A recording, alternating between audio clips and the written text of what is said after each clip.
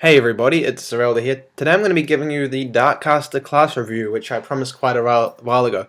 It's been out for about a week, and the reason I didn't do it immediately was, well, two reasons. Firstly, it was catastrophically glitched. The moves that were meant to buffed your enemies, and the moves that were meant to negate your enemy's power negated your power. Secondly, practice exams, so study's got to come first, I'm afraid. I will still try to get that Chrono Corruptor video out sometime soon. It'll be a while because of these exams, but it's still coming and it's still in the works. So without further ado, I'll get on to the breakdowns. So the first thing you're going to want to know is how to obtain the Darkcaster class. Now that's a little tricky, as only 4,000 players have access to the class. And the way that you got access to the class was by buying this Darkcaster armour here from Dangerous Evil's first birthday he had in AQ Worlds in 2011. The armor costs 2,000 adventure coins and is permanent rare. It'll never be coming back. And AE has said that only about 4,000 people have it. Now, I'm afraid that means if you don't have it, you've just missed out. So either you're going to stop watching, or out of curiosity, you're going to see what this class can do. You get your class by coming to Dangerous Evil and doing the Obtain the Darkcaster class. This requires 200 Legion tokens, which those of you who know what those are will know they take a while to get, but there are some quicker ways, and a tasty cookie. The tasty cookie is dropped by the red dragon, and like Legion tokens, actually occupies a space in your inventory. So once you have it, you're good. It's not a random quest item that goes in your temporary inventory. You even get 500 gold and 500 EXP. A bit of a joke, really. The Darkcaster class itself counts as an adventure coin item, so once you have it, infinite storage in your bank, just like the Darkcaster class itself. It's a perma rare. If you've got it, be lucky. If you don't have it, your loss. Also, just out of curiosity for those of you who want to know, the Helm and Cape, they came from one of Dager's shops that have since gone perma rare to hype up the Dager Noggoth War, and the scythe is from Dager's Adventure Coin shop in the Dager Noggoth War itself. Now that you have your Darkcaster class, which I personally think looks very awesome, especially since you can find a lot of Dager items that'll go with it, you need to know how to enhancement. Now I've tried a few different enhancement types, and I found only one that really works effectively, and that is the Full Caster enhancement.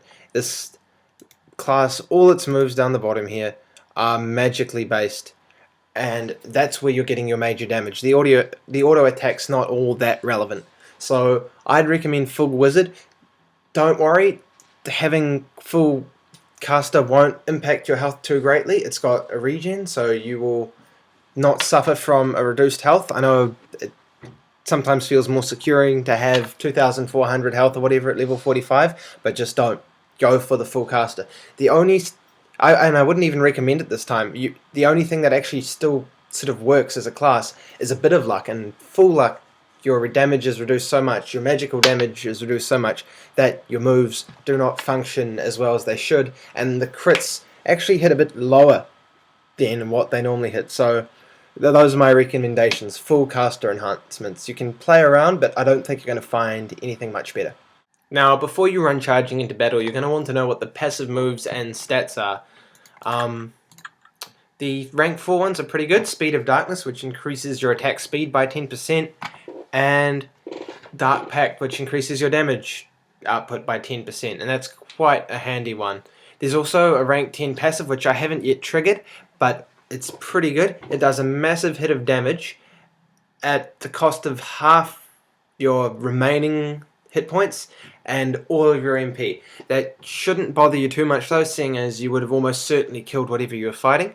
It's got pretty decent hit, pretty decent haste, because it just does, decent critical and decent evasion.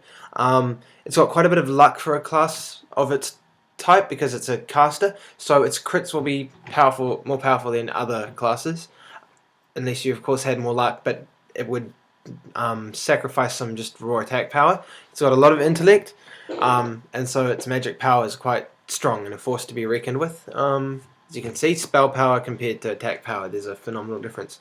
So stat wise, it's a pretty decent class. So we'll just get into it now. Now the first move It's called Soul Grasp. It costs 20 mana. It's a 4-second cooldown and is based on magical damage.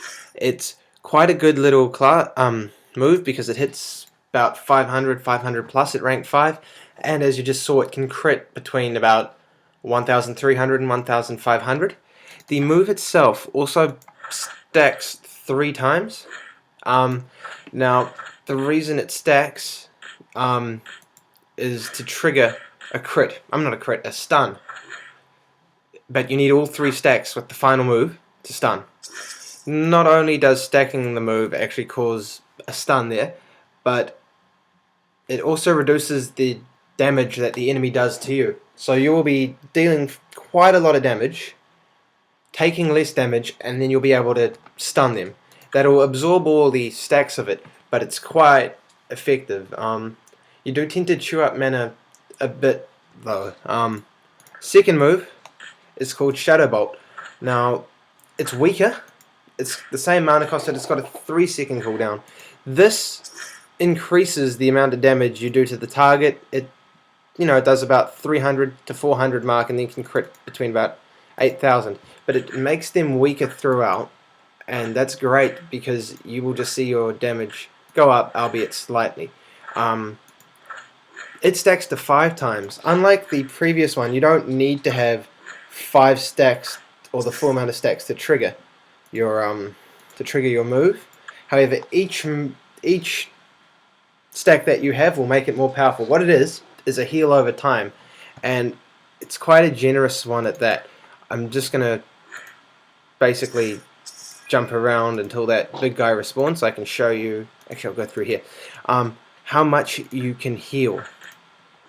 You've got, it's a good move. You increase your damage, you do lots of it, and when you hit, when you activate the combo at the end, you're looking at a heal over time of about 295, and that happens 4 times. So you're healing just over 1,200 health.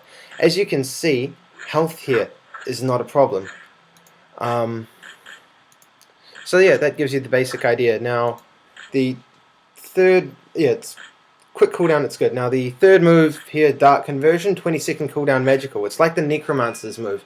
You get mana, there we go. It increases by about 10, more depending on various things. The point is you get mana. Now, you've got a way of getting health back, and you've got a way of getting mana back, provided your enemy isn't dealing too much damage to you, and you're capable of holding your own.